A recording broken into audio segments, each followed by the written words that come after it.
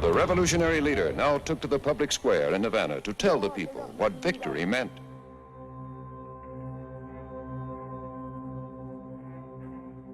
It sounds ridiculous, but it's here. We're actually speaking in the United States of America about communism, the potential reality of communism. I just can't believe it, but it is a truth. The word socialism is a deceitful word used now. Everything that I'm seeing right now smells, looks, walks, and talks like it. My name is Lourdes. I was born in Cuba and raised in California. When communism hit Cuba, I had family immediately who were anti-communist and ended up in prison for 10 years, a real political prisoner, my uncle. So my father knew that it was either depart and bring the children to freedom, or it gets a little emotional here. My father didn't have a visa, so he had to go to what they called the concentration camps that they had called El Campamento Revolucionario, and work for free as a slave to the government until he had a visa. And so after 4 years, my father was able to have someone claim him, and he was one of the Freedom Flight's family. When I was leaving Cuba as a little girl, and I was going to go see my uncle in prison. And it was going to be the goodbye. And I ran to my uncle and I hugged him, and we left, and that was it. It was it. It was it. We were not going to see our family again. That time, Fidel Castro would tell Cubans the island was going underwater when you would leave. You can never see your country again.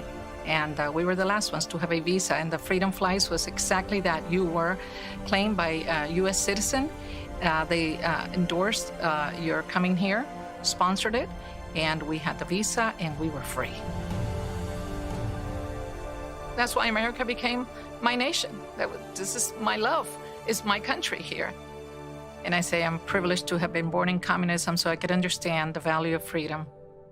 You have immigrants coming from all over and escaping for freedom. They come for the American dream, to educate, to get ahead, and then they get fooled by the rhetoric of leftists, and they get confused. We have to explain to Hispanics when they come, democracy is what the United States have for you. Democrats have the left. They only stole the name.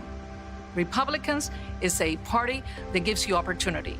It's not a republic taking away your freedom like you endured.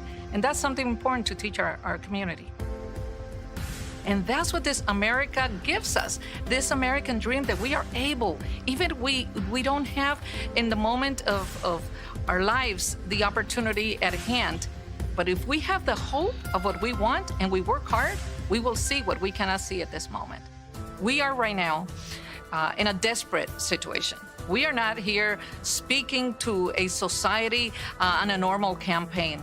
I think there's an urgency, a desperation of understand that we are defending freedom. So when Obama became president, I knew what was coming. When I saw him going to Cuba, it didn't surprise me. They shook hands with Raul Castro. Communist Cuba, we still have victims in prison. And the leaders of the free world went to wine and dine and recognize them as if they were heroes. That was an insult to every Cuban American. It was a serious, serious insult to the blood that has been shed for Cuba.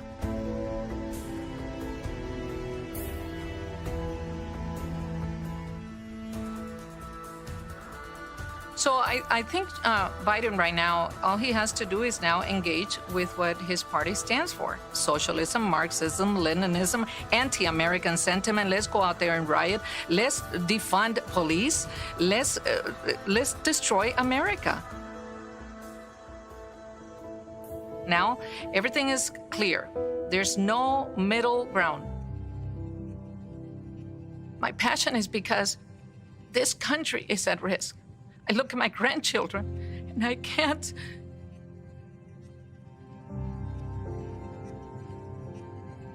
For what my father fought for what my uncle fought for. I want my grandchildren to have the freedom God gave them, to be entrepreneurs if they want to have a bodega, or if they just want to be a carpenter, that they'll have the freedom to do that. To be able to vote and not get persecuted because they're voting for for a man that stands for righteousness and is fighting for the life of the unborn and for family values, and that they live in a country that the Constitution and the judges are in fact going to defend them. And if we don't defend America today, we are not going to have that.